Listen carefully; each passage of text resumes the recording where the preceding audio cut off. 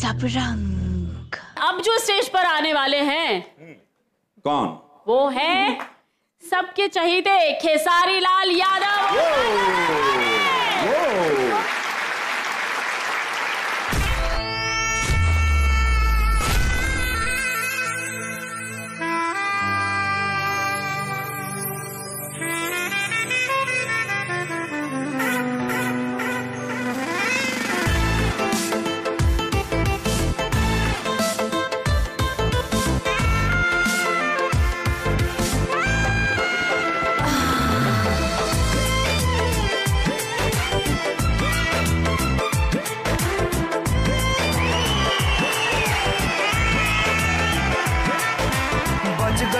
जानी भाग गोड़ा तारे रानी साटा साटा हटता जवानी अब बहिया में बांधी जनी हटा हटा।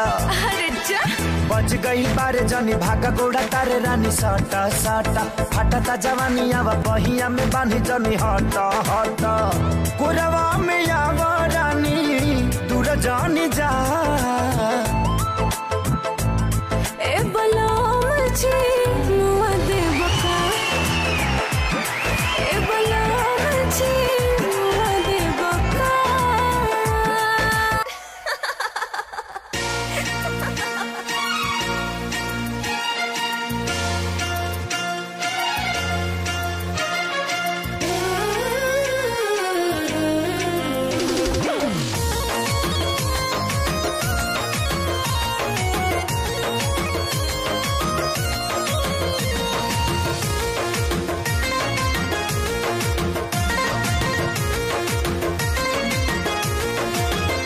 आज के दिन बारे खास सफल भइल प्रयास।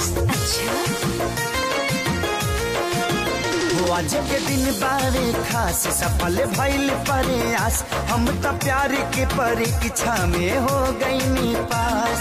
मेहनत के फल अब देखवले असर बा।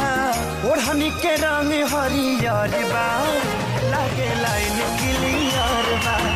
ओढ़नी के रंग हरियर बा लागे लाइन क्लियर बा।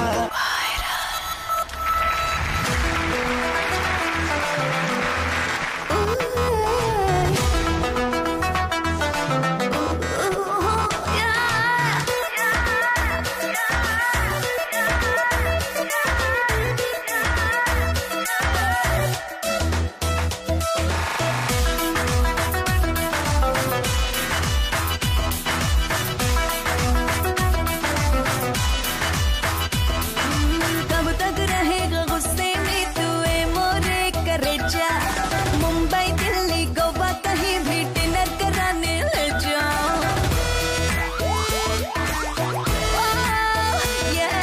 कब तक रहेगा गुस्से में तू है मोरे करेजा। मुंबई दिल्ली गोवा कहीं भी डिनर कराने ले जा। तो आज चलेगा कि कल हंसाएगी क्या रे?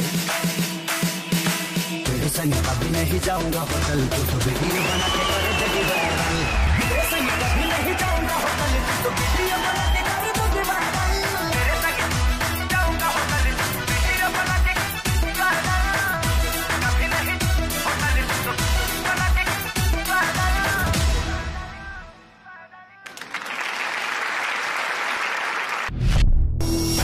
सब रंग।